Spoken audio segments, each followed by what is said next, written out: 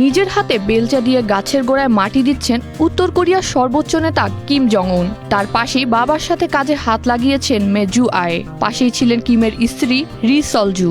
শুধু বেলচা হাতে গাছই লাগাননি কিম, নিজে গাড়ি চালিয়েছেন, নিজের হাতে বয়ে নিয়ে গেছেন গাছ।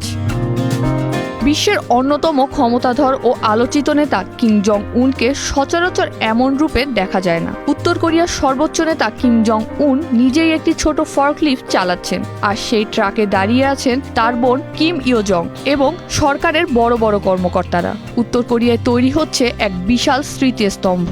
এটি তৈরি করা হচ্ছে সেই সব উত্তর কোরিয়ান সেনাদের স্মরণে যারা সুদূর রাশিয়ায় গিয়ে যুদ্ধ করতে গিয়ে প্রাণ হারিয়েছেন।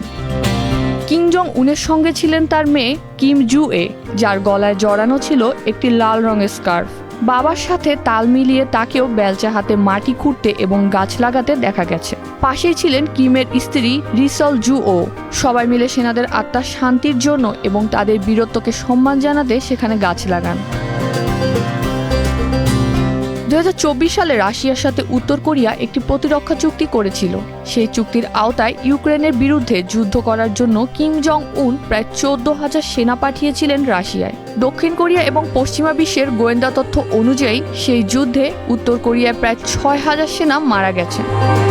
ভিন দেশে প্রাণ হারানো এই সেনাদের কিম জং উন বীর বা হিরো হিসেবে আখ্যায়িত করেছেন। তিনি বলেছেন, এই সেনারা কোনো দ্বিধা ছাড়াই নিজেদের জীবন উৎসর্গ করেছে এবং এমন অনুগত সেনাবাহিনীকে পৃথিবীর কেউ হারাতে পারবে না।